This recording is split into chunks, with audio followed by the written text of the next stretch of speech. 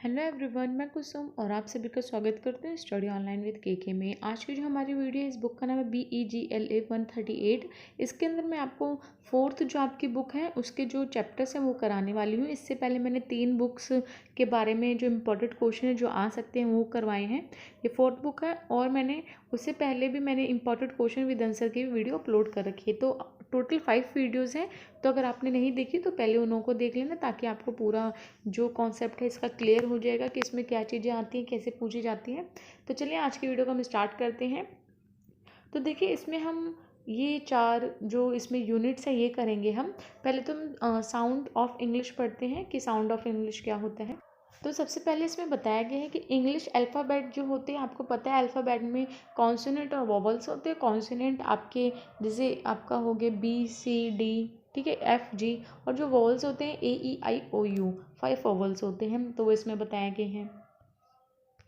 तो फर्स्ट में बस आपका फिर सिलेबल क्या होता है वो इसमें बताया गया है कि वोवल्स और वोवल्स की इसमें बात की गई है कि सिलेबल यही होते हैं। इसमें वाई को भी यूज़ किया जाता है और फिर यहाँ पे एग्जांपल दिए गए हैं इसके।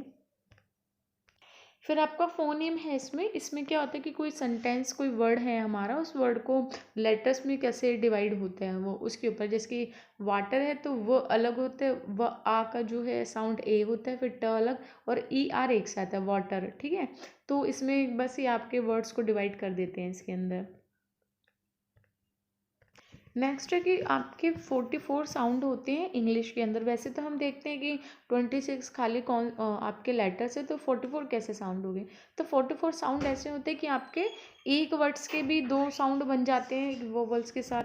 तो जब हम कुछ वर्ड्स को मिला के नया साउंड जो बनता है वो है इसमें, तो इसलिए 44 साउंड हो जाते हैं आपके। तो वही इसमें पूरा बताया गया है कि कैसे 44 साउंड हो जाते हैं। अब इसमें 5 शॉर्ट वोवल्स बताए गए हैं, जैसे कि आपका AEIOU के ही शॉर्ट साउंड भी होते हैं। जैसे कि एंड हो गया, इसमें ई जो है बहुत शॉर्ट टाइम के लिए आया है, एंड हो गया, आफ्टर हो गया। बट हम जब लॉन्ग साउंड की बात करें तो यहाँ पे लॉन्ग साउंड है, जैसे कि मेक, ए जो है लॉन्ग में चल गया तो ये लॉन्ग साउंड में आ जाते हैं और वो शॉर्ट में है। तो यही इसमें है आपका।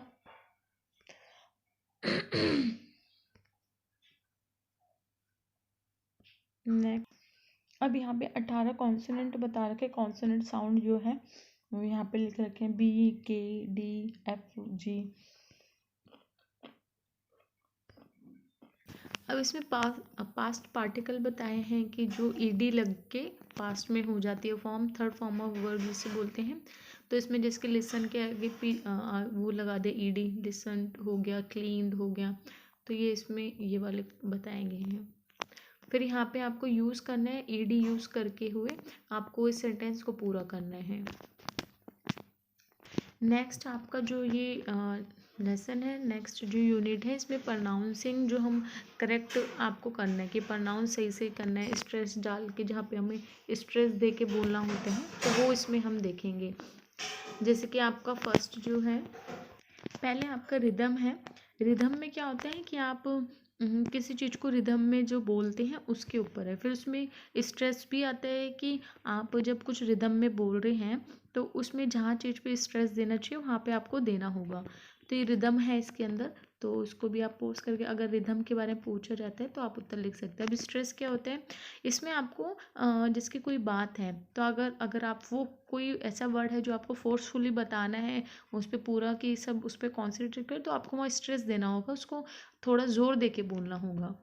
तो वही होता है, इसमें 2 टाइप्स के स्ट्रेस होते हैं, एक प्राइमरी होता है और एक यहाँ पे हो प्राइमरी और सेकेंडरी होते हैं वैसे। अब सिलेबल स्ट्रेस क्या होता है, इसमें सिलेबल स्ट्रेस जो है वो आपका जो स्ट्रेस है उसका ही सब पॉइंट है। यहाँ पे बताया गया है कि कैसे इसमें अलॉट जो है इसको स्ट्रेस दे के यहाँ पे रखा गया है। हैप्पी में हार्ट जो है इसको दिया गया, तो वो है इसमें। फिर आता है इंटोनेशन। इंटोनेशन में क्या होता है, जब हम कोई बातें मतलब कि पहले तो हम तेज से बोलते फिर धीरे बोलते हैं, ऐसे लो और डाउन हो जाते हैं ना बात करते हुए। जिसके मेरे को कोई वर्ड बोलना है तो मैं एक ही उसमें थोड़ी ना बोलते रहूँगी रोबोट की तरह। एक रोबोट होता है वो इंटोनेशन के साथ नहीं बोलता, वो एक ही स्पीड में एक ही लेवल पे बोलता रहता है। बट हम जो इंसान और ह्यूमन बीइंग हैं वो इंटोनेशन में बोलते हैं। ठीक है, वर्ड्स में हम जब जिसके आपने कोई गाना सुना होगा, गाना में देखती हूँ ना, कोई सॉन्ग सुनती हूँ उसमें जो वो लाइनिंग चलती है ऊपर नीचे चलती रहती है, इंटोनेशन होता है वो। तो आप जिस तरीके से बोलते हो उस तरीके से वॉल्यूम तेज कम होता है तो इंटोनेशन कहते हैं उसको। तो वही इसमें बताया, जैसे कि अभी मैं जो बोल रही हूँ तो कहीं कहीं मैं धीरे हो जाऊँगी, कहीं तेज की बोलूँगी, तो वही इंटोनेशन है। तो इंटोनेशन आपका पूछ सकते हैं, तो आप इसको पोस्ट करके इसको एक स्क्रीनशॉट लेके इसको पढ़ लेना कि इंटोनेशन क्या होता है, और इम्पॉर्टेंट भी है आपका इंटोनेशन। अभी जब फॉलिंग इंटोनेशन बताया कि आप, मैंने अभी बताया जाए कि हम जब धीरे बोलते हैं तो हम इंटोनेशन फॉलिंग हो जाता है, नीचे की तरफ चल जाता है जब हम धीरे बोलते हैं। और फिर जे नाइस टू मीटिंग यू, हम जब बोलते हैं नाइस टू मीटिंग यू, तो यू जब यू बोलते हैं तो नीचे की तरफ हमारा इंटोनेशन हो जाता है, धीरे बोलते हैं। ठीक है, तो नाइस टू मीटिंग यू, इससे तेज नहीं बोलते, नाइस टू मीटिंग यू ऐसे नहीं बोलते ना, थोड़ा वैसे बोलते हैं। तो वही बता रहा है कि इंटोनेशन जब नीचे की तरफ जाता है यहाँ पे, तो वो सब यहाँ ये एग्जाम्पल दे रखे हैं, आप लोगों को पढ़ेंगे तो आपको और अच्छे से समझ आ जाएगा इंटोनेशन फॉलिंग क्या होता है। एक इंटोनेशन रेजिंग होता है, ऊपर की तरफ जाता है। उसमें जैसे कि अब यहाँ पे बताया है, do you have like your new teacher, तो जब टीचर बोल रहे हैं तो इसमें हमारा इंटोनेशन ऊपर जा रहे हैं। ठीक है, बट बाकियों में पहले हम जो पढ़े थे उसमें नीचे जा रहा था। तो ऐसे आप इंटोनेशन जब आप कोई बात बोलते हैं में तो ऊपर की तरफ जाते हैं, तो वहाँ इसका मतलब आप वहाँ पे जोर दे के बोल रहे हैं थोड़ा। ठीक है, तो इंटोनेशन है ये इम्पॉर्टेंट है आपका। वैसे आपका इस वाले जो यूनिट है सेकंड, इसमें से स्ट्रेस का पूछा जा सकता है, इंटोनेशन का पूछा जा सकता है, ये इंपॉर्टेंट क्वेश्चन है यहाँ पे। स्ट्रेस कैसे होता है, कितने टाइप के होते हैं, तो आप इसको कर लेना पोज करके। मैंने ऊपर जो स्ट्रेस था वहाँ पे आप पोज कर लेना और स्टॉप करके वीडियो उसको पढ़ लेना। अब हम थर्ड यूनिट देखते हैं। थर्ड यूनिट में हम क्या देखेंगे, स्टोरीज, डायलॉग, रोल प्लेइंग, ये सब हम चीज़ें इसमें देखेंगे। तो स्टोरीज़ में क्या आता है, सबसे पहले स्टोरीज जो होती है शॉर्ट होती है, इसको हम जल्दी ही पढ़ लेते हैं, फिनिश कर देते हैं, कंप्लीट कर लेते हैं एक बार बैठते ही। ठीक है, और इसके अंदर क्या होता है कि इसके अंदर इमेजिनरी थिंकिंग होती है, इमेज करते हैं हम चीज़ों को। इसके अंदर करेक्टर स्केच होते हैं, इवेंट होते हैं, पोइट्री होती है डिफरेंट टाइप की। तो ये सब चीज़ें, तो मैंने स्टोरी में हम जब इम्पॉर्टेंट क्वेश्चन विद आंसर की वो थी उसमें था कि स्टोरी के अंदर पहले सेटिंग पूरी होती है कि हमें क्या क्या रखना है सामान, मतलब कि किस तरीके से रखना है, कैसा वेदर होना चाहिए, कैसा सीज़न होना चाहिए, वहाँ की बिल्डिंग कैसे होनी चाहिए। जब हम स्टोरी करते हैं उससे पहले स्टोरी बनाते हैं तो पूरी सेटिंग करते हैं, वो सेटिंग कि सब कुछ अरेंज करना, पहले आप समझ लो ये। ठीक है, अरेंज करना जैसे कि आप देखिए, अब ये स्टोरी है, स्टोरी में पहले ही इन्होंने ये सेटिंग की है कि आपको कौन सा एरिया चाहिए, किस तरीके का चाहिए, टाइम क्या चाहिए, यहाँ पे टाइम ऐसे मेंशन है पूरा, ताकि ये है ना एक पूरी सेटिंग, इससे बनने के बाद ही जो स्टोरी होती है वो बहुत इम्पैक्टफुल होती है। अब यहाँ पे जैसे कि आपको एक एग्जांपल ये दिया गया है, पूरा ये सेटिंग में है आपका कि ऐसा सीन होना चाहिए, इस तरीके का लगना चाहिए कि हम कोई वैसी जगह पे गए हैं। तो ये तो हो गया स्टोरी सेटिंग में आपका पूरा। फिर आता है करेक्टर। इसमें करेक्टर हम क्या रख सकते हैं, पीपल को, एनिमल को, ठीक है, क्रिस्चर को, मतलब कुछ भी हम इसमें करेक्टर रख सकते हैं हमारी स्टोरी के अकॉर्डिंग। करेक्टर बहुत इंपॉर्टेंट रोल होते हैं किसी भी स्टोरी में, क्योंकि करेक्टर के ऊपर ही पूरी स्टोरी जो होती है बेस होती है। तो इसमें करेक्टर को हमें बहुत ध्यान से रखना चाहिए। एक डायरेक्ट करेक्टर होता है, एक इनडायरेक्ट होता है। डायरेक्ट तो आपको पता है जिसके ऊपर पूरी कहानियाँ चलती रहती हैं। तो इसमें दो टाइप्स के करेक्टर होते हैं, आप इसको ऐसे लिख सकते हैं। और इसके अंदर speech, thought, effect, other action जो है वो सब चीज़ें इसमें इंक्लूड होती हैं। तो आप सबसे पहले सेटिंग लिखेंगे, फिर उसके बारे में मेंशन करेंगे, इसमें वेदर, टाइमिंग ये सब रखते हैं। फिर होता है करेक्टर्स। करेक्टर्स मेन होते हैं इसमें। करेक्टर्स कोई भी हो सकते हैं, पीपल, एनिमल, क्रिएचर। ठीक है, और फिर लिख सकते हैं उसमें कि करेक्टर के बाद इसमें दो टाइप्स ऑफ करेक्टर होते हैं, डायरेक्ट और इनडायरेक्ट। फिर इसमें प्लॉट होता है। प्लॉट में आपकी पूरी सीरीज, इवेंट, जो करेक्टर्स होते हैं वो सब इसमें एक्शन करते हैं, इसमें कॉन्फ्लिक्ट होता है। तो फिर क्या होता है कि इसमें आप क्लाइमैक्स होते हैं, फॉलिंग होती है, सब चीज़ें इसमें इंक्लूड कर रखी है। ये मैंने एक जो इम्पोर्टेंट क्वेश्चन विद आंसर की वो बनाई थी तो उसमें था ये क्वेश्चन, तो ये क्वेश्चन इंपॉर्टेंट है, ये आपको देखने को मिल सकता है। कॉन्फ्लिक्ट क्या होते हैं कि स्ट्रगल हम जब करते हैं, कोई भी पोएम बना रहे, कोई आइडिया है या करेक्टर, तो उसमें हम स्ट्रगलिंग जो करते हैं कि एक बार में चीज़ें हो नहीं रही है क्लियर, फिर उसमें ही हम संघर्ष करे जा रहे हैं कि किस तरीके से हमको क्या रखना चाहिए, तो वो इसमें बताया गया है। टाइप ऑफ कॉन्फ्लिक्ट क्या होते हैं वो यहाँ पे आपको बताइए कि करेक्टर वर्सेस करेक्टर होता है, उसमें प्रॉब्लम आ जाती है, करेक्टर वर्सेस नेचर होता है, तो वो सब चीज़ें। फिर थीम है, हमें पूरा आइडिया किस चीज़ का है, सेंट्रल जो थीम है वो किस चीज़ को है, सेंट्रल आइडिया किस चीज़ को है हमारा, वो थीम कहलाती है। किसी भी हम कोई मूवी देखते हैं, कुछ हम बोलते हैं उसकी थीम क्या थी, मूवी किस पे बेस्ड थी पूरी, तो हम बताते हैं कि मोटिवेशनल मूवी थी, या फिर इमोशनल थी, या फिर उस पर आर्मी पे थी, ऐसे हम बोलते थीम जो मेन आइडिया है उस पर वो किस पे है। तो ये सब चीज़ें इसमें बताएगी और ये इम्पॉर्टेंट भी है, तो इसलिए आप इसको ज़रूर करके जाना। नेक्स्ट देखते हैं हम इसमें। नेक्स्ट है डायलॉग और रोल प्लेइंग। डायलॉग आपको पता होगा, हम जब अभी सिंपल इसमें यही है कि डायलॉग्स जो है स्टूडेंट के लिए बहुत ज़्यादा इम्पॉर्टेंट है, उनकी स्किल्स को बढ़ाने के लिए, जो इंग्लिश स्किल्स है उसको बढ़ाने के लिए, उसको डेवलप करने के लिए, हमारी लैंग्वेज के में जो गैप है उसको ख़त्म करने के लिए डायलॉग इम्पॉर्टेंट है। फिर है डायलॉग जो है वो हमें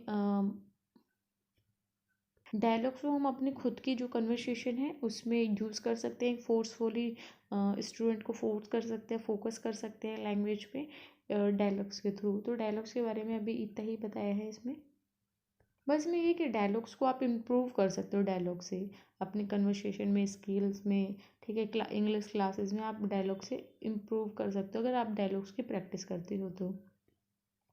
और डायलॉग्स भी किस तरीके के होते हैं, जैसे कि मैंने आपको इम्पोर्टेंट क्वेश्चन विद आंसर वाली में बताया था डायलॉग, कि फर्स्ट पर्सन कुछ बोलता है, फिर सेकंड उसका आंसर देता है, तो डायलॉग होते हैं। जैसे कि मैंने आपसे पूछा कि आप कैसे हो, हाउ आर यू, तो आपने उसका आंसर दिया, तो डायलॉग्स कहलाते हैं। कि एक कुछ बोल रहा है फिर दूसरा उसका आंसर दिया, तो डायलॉग्स है पूरे एक, फिर ये राउंड बनता है इसका पूरा, तो वो इसमें बताया गया डायलॉग्स के बारे में। देखिए अब यहाँ पे कस्टमर, बैंक क्लर्क, इन सब के डायलॉग्स के बारे में बताया गया, तो आप इसको पोस्ट करके इजीली पढ़ सकते हैं। तो आप इनको पोस्ट करके पढ़ सकते हैं, डायलॉग्स भी आपके में आ सकते हैं अगर डायलॉग्स के बारे में पूछा जाएगा तो। क्योंकि आपके ये जो फोर्थ यूनिट है, इसके फोर्थ जो आपका ये बुक है, इसके अंदर ज़्यादा क्वेश्चंस ऐसे नहीं बन सकते नॉर्मली, इसके अंदर ग्रामर टाइप के थोड़े क्वेश्चन बन सकते हैं, या फिर नॉर्मली भी अगर देना चाहे जो पेपर बनाते हैं वो दे सकते हैं। बट इनों के अंदर ये डायलॉग्स हो गया, आपका फिलिंग द ब्लैंक्स हो गए, ईडी यूज़ हो गया, ये सब बन सकते हैं इसके अंदर आपके। तो मैं पोस्ट कर देती हूँ वीडियो। नेक्स्ट डिबेट आ जाते हैं, ये डिबेट भी इम्पॉर्टेंट क्वेश्चन है, आपके एग्जाम में ये भी देखने को मिलेगा कि डिबेट्स जो होते हैं, डिबेट्स में क्या होता है कि 3 से 4 जने जो हैं डिबेट करते हैं, या ज़्यादा भी हो सकते हैं, वो तो सिचुएशन के भी कि कितने स्टूडेंट है क्या है। तो डिबेट में क्या होता है कि हम कोई एक टॉपिक लेते हैं, उसके ऊपर 3-4 जने कुछ नेगेटिव उसके पॉजिटिव उसमें होते हैं, कुछ नेगेटिव उसमें, तो डिबेट करते हैं और अपना पॉइंट ऑफ व्यू देते हैं सब। तो डिबेट में लिसनिंग अच्छी होनी चाहिए आपकी, कि आप सामने वाले को अच्छे से सुन पा रहे हैं, तभी उसका आंसर भी दे पाएंगे। अगर सामने वाले को आप अच्छे से सुन नहीं रहे हैं तो आप उसका आंसर नहीं दे सकते, ठीक है। फिर राइटिंग उसमें क्या काम करेगी, तो देखिए जब आप कोई जज को कोई अपना स्टेटमेंट दे रहे हैं, कोई जज कर रहे हैं, तो आप वहाँ पे उस पॉइंट को लिख भी सकते हैं, फिर आपके दिमाग में कोई थॉट आ रहा है तो उसको लिख सकते हैं, ताकि उसका आंसर मैं दूंगी बाद में, ऐसे सोच के। अब वो यहाँ पे रीडिंग और ये सब पूरा मतलब आप डिबेट के बारे में ये सब इसमें बताया गया है, तो आप इसको पोस्ट करके पढ़ लेना। और इसमें डिबेट में अच्छे थॉट्स, अच्छी नॉलेज, जिस भी आप टॉपिक पे बोलने वाले हो उसके बारे में आपको डीप नॉलेज होनी चाहिए, उसके फैक्ट पता होने चाहिए, पॉजिटिव वे में और नेगेटिव वे में, दोनों आपको उसमें बारे में पता होना चाहिए, तो वो डिबेट होती है। तो आप डिबेट का ये देखिए, डिबेट स्ट्रक्चर यहाँ पे पूरा बताया गया किस तरीके से होता है, कि 10 से 12 मिनट की होती है, उसमें कीवर्ड्स को हम यूज़ कर सकते हैं, ठीक है, इंट्रोड्यूस कर सकते हैं, ये सब चीज़ें इसमें बताई गई हैं। तो आप इनको पोस्ट करके पढ़ लेना, अगर डिबेट का क्वेश्चन आता है तो आप ये लिख सकते हैं, जो पॉइंट है इसके अंदर इसको आप लिख सकते हैं, और वो भी ब्लैक पेन से इसको हाईलाइट वहाँ करके लिख देना, और फिर इसके अंदर जो एक्सप्लेनेशन है इसको एक्सप्लेन कर देना। ये डिबेट हो गई आपकी पूरी। नेक्स्ट क्वेश्चन देखते हैं। ये नेक्स्ट जो आपका क्वेश्चन है यूनिट है, इसके अंदर डिस्कशन जो है, मीटिंग है, प्रेजेंटेशन है, ये सब इसमें है। तो ये इम्पॉर्टेंट है, इनसे डायरेक्ट आपका क्वेश्चन बनता है। डिस्कशन क्या होती है, मीटिंग क्या होती है, फिर प्रेजेंटेशन क्या होते हैं। इससे जिसकी ग्रुप डिस्कशन है, तो हम डिबेट अभी वहाँ पढ़ रहे थे। डिबेट करते हैं हम 3-4 लोग हम डिबेट करते हैं किसी पे। डिबेट हम जब स्कूल में होते हैं तो डिबेट कंपटीशन होता है ना, वहाँ पे हम अपने हाथ में कुछ वो लेके वहाँ पे बताते हैं उसके पॉइंट ऑफ व्यू। पर ग्रुप डिस्कशन डिफरेंट होते हैं। मैंने थोड़ा मिक्स कर दिया था डिबेट में ग्रुप डिस्कशन का, पर वो वहाँ पे आप उसको कट करके यहाँ पे कर देना। डिबेट तो मैं आपको वापस से बताया, डिबेट में क्या होता है, जैसे कि हमने स्कूल में देखा हो डिबेट कॉम्पिटिशन होता है, उसमें हम कोई भी एक टॉपिक लेते हैं, उसके ऊपर हम अपने उसके बारे में बताते हैं, और जो अच्छा बताता है उसको सिलेक्ट कर लेते हैं। तो उसमें वहाँ पे जो लिखे हुए थे पॉइंट वो सब आप उसको पढ़ लेना। ग्रुप डिस्कशन में होता है कि 8 से, देखो डिबेट में 3 से 4 लोग होते हैं और ग्रुप डिस्कशन में 8 से 12 मेंबर होते हैं। और ये 20 to 30 मिनट्स का होता है। वहाँ पे मिनट मेंशन कर रखा था 12 से 15 मिनट का या उससे भी कम था। तो आप इसको ऐसे डिफ्रेंशिएट कर सकते हैं दोनों को, तो आपको दोनों याद हो जाएगा। और डिबेट में क्या होता है, एक पॉइंट रखा जाता है, एक आपका टॉपिक रख देगा, उसके ऊपर आपको पूरा डिबेट करना है, वो सॉरी ग्रुप डिस्कशन करना है, और उसके बारे में आपको पूरी नॉलेज होनी चाहिए। डिबेट में भी आपको नॉलेज होनी चाहिए पूरी, तभी तो आप उसके बारे में प्रेजेंटेट करोगे, चीज़ों को बताओगे। और ग्रुप डिस्कशन में आपको अच्छे से कम्युनिकेशन स्किल अच्छी होनी चाहिए, लिसनिंग इसमें भी अच्छी होनी चाहिए। उसमें उसमें रीडिंग थी, ये सब थी, तो डिबेट में होती है, रीडिंग होगी, लिसनिंग होगी, राइटिंग हो, बट इसमें नहीं होती। ग्रुप डिस्कशन में आपकी खाली लिसनिंग और स्पीकिंग अच्छा होना चाहिए। अगर आप अच्छा सुन रहे हैं, सही से सुन रहे हैं सामने लगा, तो आप अच्छा आंसर दे पाएंगे। तो ये 2 चीज़ इसमें अच्छी होनी चाहिए। तो वही पूरा डिबेट के डिस्कशन के बारे में इसमें बताया है कि आपको अच्छे से अपने जेस्चर को भी यूज़ करना चाहिए, हैंड मूवमेंट्स को भी यूज़ करना चाहिए, अच्छे से सिटिंग होनी चाहिए, सिटिंग अरेंजमेंट अच्छा होना चाहिए।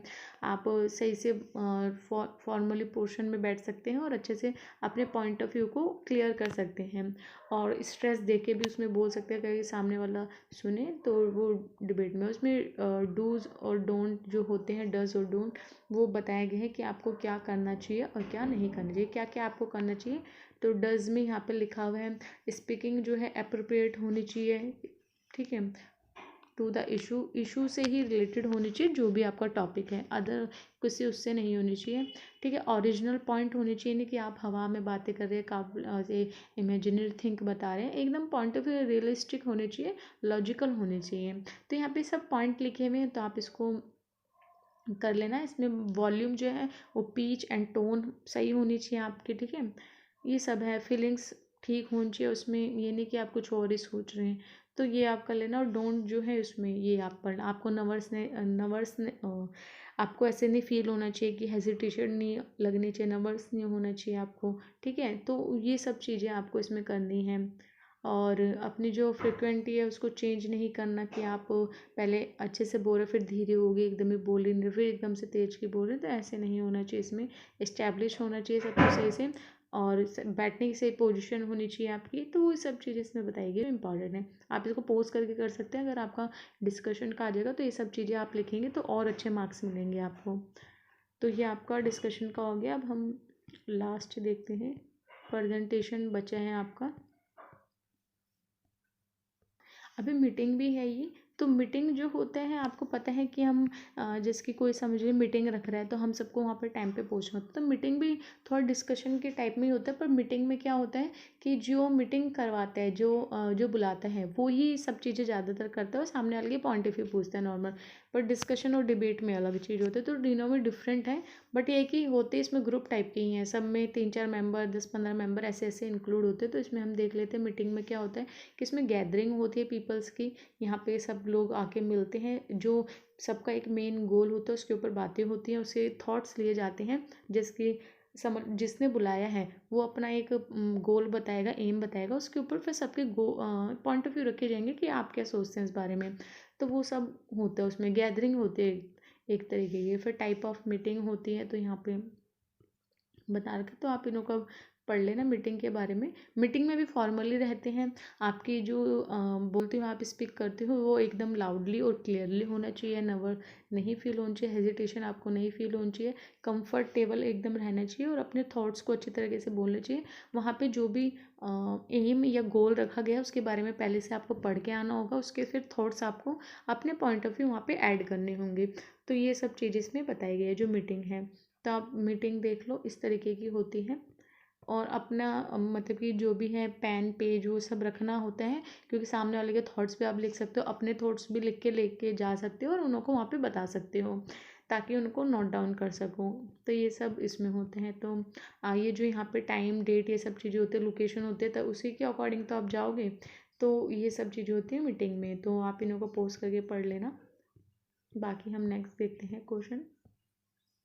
नेक्स्ट है प्रेजेंटेशन। प्रेजेंटेशन क्या होती है, देखिए आपने कभी स्कूल टाइम पे प्रेजेंटेशन दी होगी, जैसे कि मैम बोलती हैं बच्चों को कि ये होमवर्क करके आना, कल आपको क्लास में बताना है।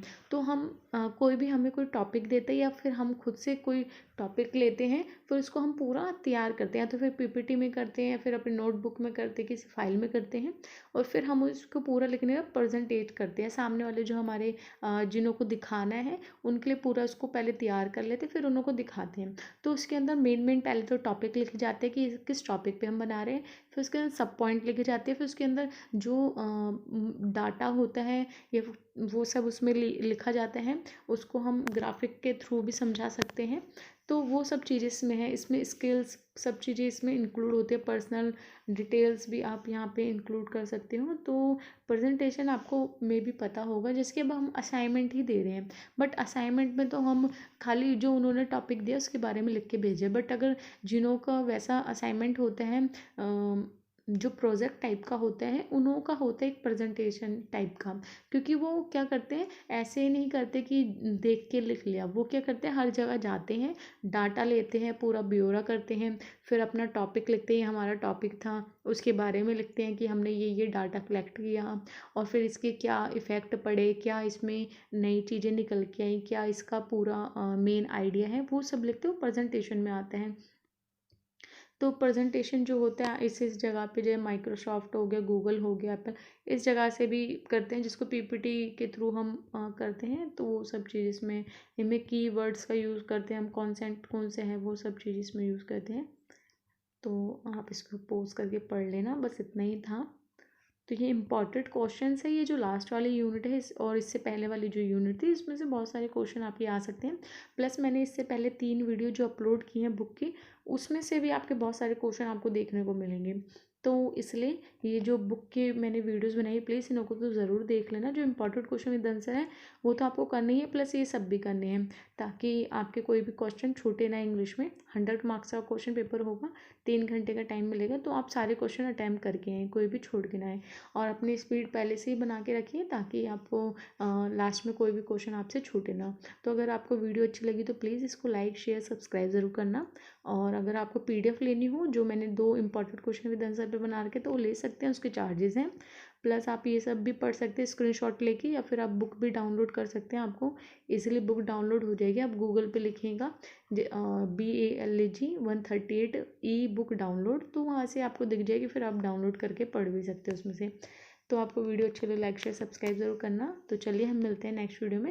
अगर आपको solve assignment, handwritten assignment या फिर इंपॉर्टेंट क्वेश्चन विद आंसर किसी भी सब्जेक्ट में किसी भी कोर्स में चाहिए हो, तो आप मेरे को व्हाट्सअप कर सकते हैं। व्हाट्सअप नंबर डिस्क्रिप्शन बॉक्स में मिल जाएगा, वहीं पर ही व्हाट्सअप ग्रुप भी मिल जाएगा, आप उसको ज्वाइन कर सकते हैं। टेलीग्राम इंस्टाग्राम चैनल भी मिल जाएगा, वो भी आप ज्वाइन कर सकते हैं। तो चलिए हम नेक्स्ट वीडियो में मिलते हैं। धन्यवाद।